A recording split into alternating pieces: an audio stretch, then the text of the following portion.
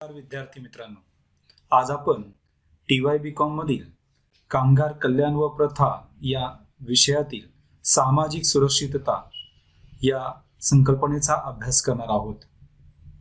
सामाजिक सुरक्षा हे आजच्या काळातील औद्योगिक समाजाचे एक प्रमुख वैशिष्ट्य आहे. औद्योगिकरणामुळे व नागरीकरणामुळे श्रमिकांचा व मजुरांचा एक फार मोठा वर्ग निर्माण झाला व हा वर्ग कारखान्यातील तसेच उत्पादनातील एक महत्त्वाचा घटक म्हणून समजला जाऊ लागला.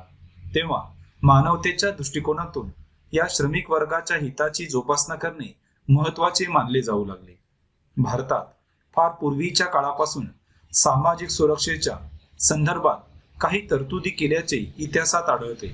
प्राचीन भारतातील कौटिल्याचे अर्थशास्त्र, मॅगसनीसचे इंडिका, मनुस्मृती, शुक्रस्मृती, नारद स्मृती इत्यादी ग्रंथांमधून केवळ स्वकीयांनाच नव्हे तर परकीयांना देखील सामाजिक सुरक्षा प्रदान केली जात असल्याचे काही उल्लेख आढळून येतात.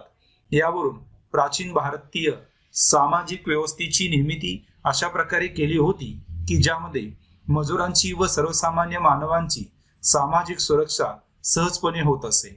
तेव्हा सामाजिक सुरक्षिततेची आवश्यकता केवळ प्रचलित काळातच निर्माण झाली असे नाही.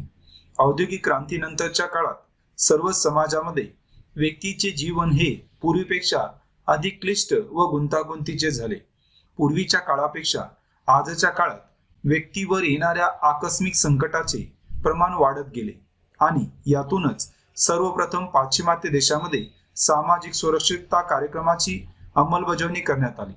भारतात स्वातंत्र्यपूर्व काळात सामाजिक सुरक्षितता कार्यक्रमाची सुरुवात झाली असली तरी तेव्हा या कार्यक्रमाचे स्वरूप फारच मर्यादित होते. स्वातंत्र्योत्तर काळातच या कार्यक्रमाला खऱ्या अर्थाने गती मिळाली.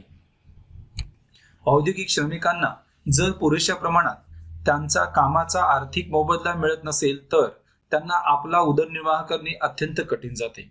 याशिवाय वृद्धापकाळ, आजारपण, घरगुती समस्या, अपघात या अडीअडचणीच्या कालावधीत श्रमिकांना कमी उत्पन्न मिळत असल्यामुळे त्यांना जगणे अधिकच कठीण जाते. म्हणूनच विविध आपत्ती, आर्थिक अडचणी आणि बेकार परिस्थितीला तोंड देण्यासाठी समाजातील विविध व्यक्ती, संस्था आणि सरकार यांचे वर त्यांना वेळोवेळी विविध प्रकारची मदत मिळत राहणे आवश्यक असते. समाज, सेवा योजक आणि सरकार यांच्याकडून आपत्तीच्या काळात श्रमिकांना सर्व प्रकारच्या सोयीसुविधा पुरवणे जाणे यालाच आपण सामाजिक सुरक्षितता असे म्हणतो. देशातील परिस्थिती, विकास, राहणीमान, चालीरीती इत्यादींना अनुसरून ही सामाजिक सुरक्षितता श्रमिकांना प्रदान केली जाते. विकसित देशात समाजातील प्रत्येकच व्यक्तीला सामाजिक सुरक्षितता प्रदान केली जाते. त्यासाठी विविध प्रकारचे श्रम कायदे संमत करण्यात आले आहेत. भारतासारख्या विकसनशील देशात मात्र अशी परिस्थिती नसते. आजही भारतात बहुतांश लोक दिवसभर शारीरिक श्रम करून सुद्धा आपल्या प्राथमिक गरजा सुद्धा भागवू शकत नाहीत. म्हणूनच सरकारने गरिबांच्या हिताचे रक्षण करण्यासाठी विशेष प्रयत्न करणे आवश्यक आहे. आता आपण व्याख्या बघूया. सर विल्यम्स बेव्हरिज यांच्या मते सामाजिक सुरक्षितता हे गरजा, रोगराई, बेकारी, अज्ञान आणि आजार या 5 शक्तिशाली समस्या विरुद्धचे आक्रमण आहे. दुसरी आहे श्री स्टेल यांच्या मते सामाजिक सुरक्षितता हा आधुनिक जीवनातील आजारपण, बेकारी, वृद्धापकाळातील परावलंबित्व, अपंगत्व, औद्योगिक अपघात इत्यादी आपत्तीच्या प्रसंगी समाजाद्वारे एका विशिष्ट पद्धतीने संरक्षण देण्याचा कार्यक्रम आहे. कारण जी स्वबळावर स्वतःला आणि आपल्या कुटुंबियांना आपल्या आपत्तीत संरक्षण करून घेण्याला असमर्थ असते. 3.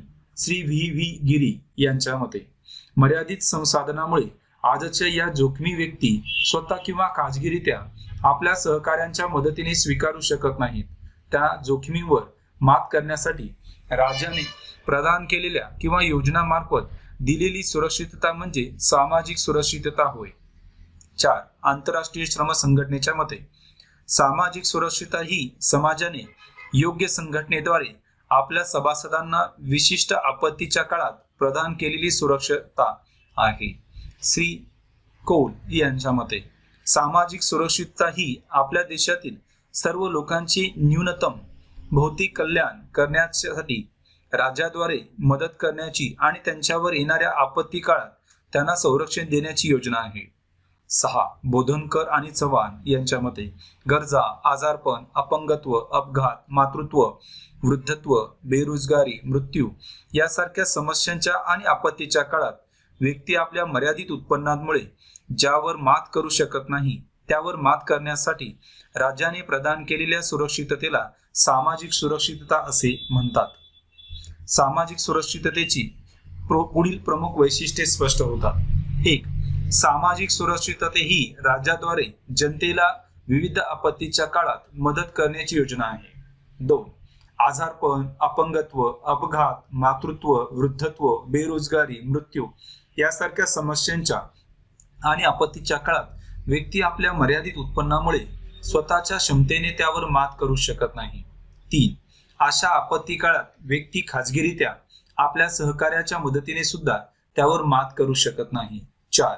अशा परिस्थितीत राज्याद्वारे आर्थिक मदतीच्या स्वरूपात तसेच वैद्यकीय उपचारांच्या स्वरूपात गरजू व्यक्तींना मदत केली जाते. 5. गरजू व्यक्तींचे किमान राहणीमान टिकून ठेवण्यास मदत करणे हा योग्य मुख्य उद्देश आहे. आता आपण सामाजिक सुरक्षिततेचे स्वरूप आणि व्याप्ती बघूया. सामाजिक सुरक्षिततेच्या प्रत्येक योजनेचा मुख्य उद्देश लोकांना योग्य असे राहणीमान टिकून ठेवण्याची हमी देणे हा असतो.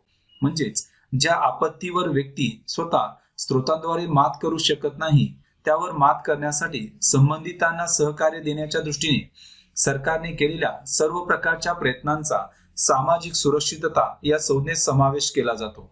सामाजिक सुरक्षिततेच्या संकल्पनेत सामाजिक सहाय्यता, सोशल असिस्टन्स आणि सामाजिक विमा, सोशल इन्शुरन्स या महत्त्वपूर्ण बाबींचा समावेश होतो. कल्याणकारी राज्याच्या स्थापनेचे उद्दिष्ट असणाऱ्या देशातील आर्थिक दुर्बल घटकांना सामाजिक सुरक्षितता प्रदान करण्याची जबाबदारी सरकारचीच असते. औद्योगिक क्षेत्रात कार्यरत असणाऱ्या श्रमिकांना आपत्तीच्या काळात स्वतःचे संरक्षण करणे, अकस्मात उद्भवलेल्या अडीअडचणीवर मात करणे आणि योग्य राहणीमान टिकून ठेवता येणे या सर्व बाबी महत्त्वपूर्ण समजल्या जातात. देशातील सर्वसामान्य जनतेला आपले जीवन योग्य पद्धतीने जगता यावे या दृष्टीने सामाजिक सुरक्षिततेची व्याप्ती आणि स्वरूप निश्चित केले जाते. 1. आजारपण आणि रोगराईच्या प्रसंगी औद्योगिक श्रमिकांना वैद्यकीय सेवा उपलब्ध करून देणे आवश्यक असते. 2. औद्योगिक अपघात झाल्यानंतर औद्योगिक श्रमिकांना अनुपस्थितीच्या काळात वैद्यकीय औषधोपचार करून घेण्यासाठी रोख रकमेच्या स्वरूपात मदत करणे आवश्यक असते. 3. औद्योगिक श्री कामगारांना बाळंतपणासाठी वैद्यकीय उपचार, रोख स्वरूपात सहाय्य आणि पगारी सुट्ट्या देणे आवश्यक असते. 4. औद्योगिक संस्थेत कार्यरत असणाऱ्या श्रमिकांना त्यांच्या वृद्धापकाळात आर्थिक सहाय्य देण्यासाठी पेन्शन योजना सुरू करणे अत्यंत महत्त्वाचे समजले जाते. 5. औद्योगिक अपघातात एखाद्या श्रमिकाचा मृत्यू झाल्यास त्याच्या कुटुंबियांना उपासमारीची पाळी येऊ नये म्हणून त्यांना आर्थिक मदत देणे आवश्यक असते. 6. औद्योगिक क्षेत्रात संप आणि टाळेबंदीसारख्या प्रसंग निर्माण झाल्यास श्रमिकांना काही कालावधीसाठी बेरोजगार राहावे लागते. अशा प्रसंगी श्रमिकांना सेवा योजकाकडून आर्थिक मदत देण्याची व्यवस्था केली पाहिजे. 7. औद्योगिक श्रमिकांच्या कुटुंबियांना आपले राहणीमान टिकून ठेवता यावे म्हणून प्रत्येक अपत्यासाठी रोख रकमेच्या स्वरूपात आर्थिक मदत देण्याची व्यवस्था केली पाहिजे.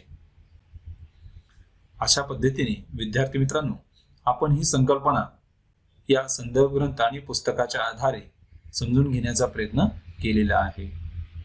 धन्यवाद.